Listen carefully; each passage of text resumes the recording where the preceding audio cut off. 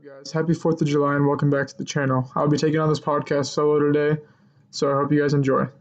Let's kick it.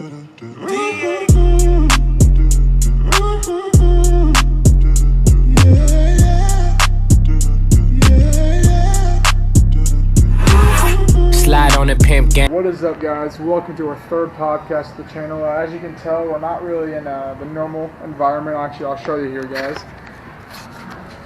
Right now, I'm in Alabama for vacation. Pretty sweet view. Not every day you get to record a video out here like this. So I'm here on vacation.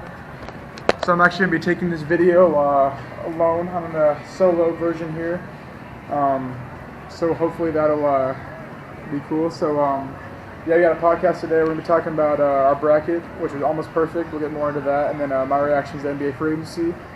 And kind of upcoming, I guess, with Alabama. I'm going deep sea fishing on Friday and dolphin cruise tomorrow. So I'm going to get footage out there to hopefully get a video. Because actually Herman's going on vacation to South Dakota, I believe, next week. So we're going to get a matchup video of like his fishing and then my just total vacation video. So hopefully we can get some cool footage. So enjoy. Alrighty, guys, so taking a look at our bracket now, that is almost perfect. We got 7 out of 8 right, which was completely shocking. I just talked to Ryan and JK, and they think it was all skill. Personally, I don't think so. Somehow they chose Russia over Spain. Ended up working, so we're 7 out of 8 right now. As you can see, Mexico was our only downfall as Brazil beat them 2-0, I believe. Handled them pretty well. I don't know why we picked Mexico, to be honest, but yep, so we were 7 out of 8. I got some big games coming up as we have Belgium-Brazil, which is a big game for us. France-Uruguay, which is that'd be another good game, I think. But if France come out on top, which if they played the way they did against Argentina offensively, I believe they can do that.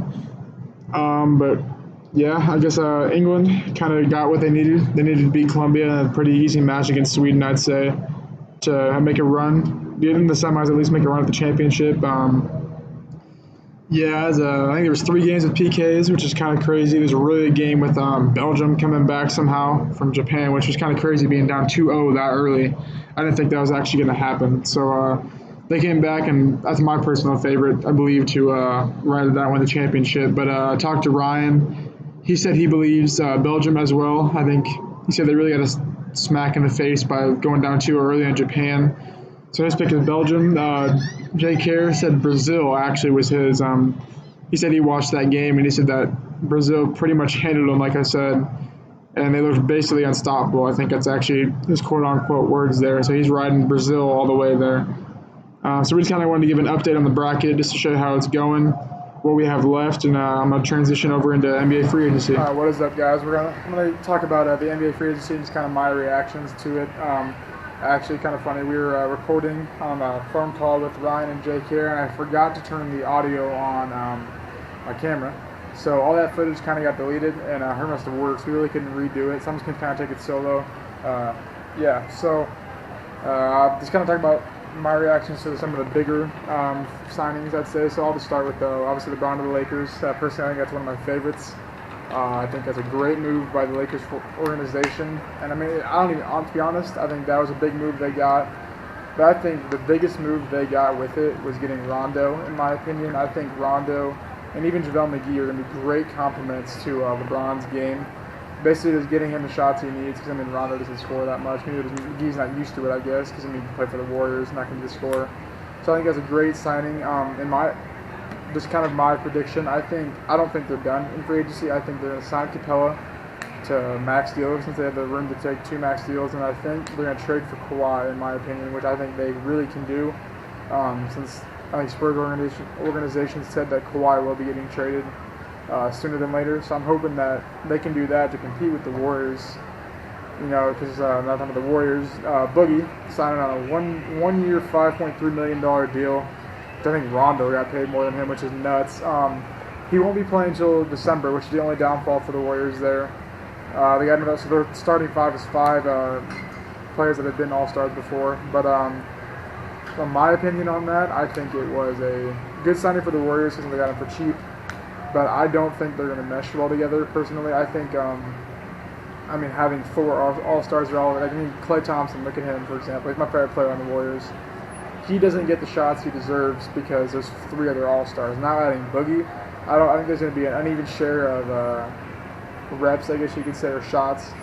And it's going to make each other mad. I just don't think they're going to mesh well, especially since the Warriors have never had a big game. I don't think you can just, we're going to input a big game right now. So personally, that's not really my favorite. If I had to pick a favorite signing, I would say the Thunder. Well, signings. Thunder getting Paul George and Noel back. I think that's a huge, or George back, signing Noel. I think getting Paul George back, keeping that core 3, along with Adams and now Nerlens Noel, who can honestly play the 4 and is very athletic, just not really got the opportunity. I believe that was a great signing for them. I think they can make a run at it for sure. So I'd say probably my favorite signing was Noel, because they got Paul George back pretty easily 5 minutes after free agency started. So I think Ryan said his favorite signing was Julius Randle of the Pelicans, and he loved that Boogie left. He was considered a Pelicans fan. So this is Randle, Jay Cares. Jay Cares was Aaron Gordon signing back to the Magic, which none of us expected. He thinks that was good for them to keep the young talent. And Gordon, I think he's 23, I believe. So that was his favorite signing. I guess my Knicks, they got Mario Hezonja, who's had a really good year last year, and it's under a 1-year deal, I think, because they need more offense, as you can tell, than the Knicks. So I think that might help them, and then maybe do a little more. So, it's really about it. We just kind of want to get a shorter video out there. Actually, Monday, we are doing a NFL predictions video with another special guest, kind of what we think's going to happen, MVP, Super Bowl, like just kind of our guesses, who's in the division. So we'll look forward to that one. So, this was our 3rd podcast, I believe. So we hope you enjoyed it. Until next time. Open all the doors and let Peace. you out into the world. Closing time. Turn all of the lights on.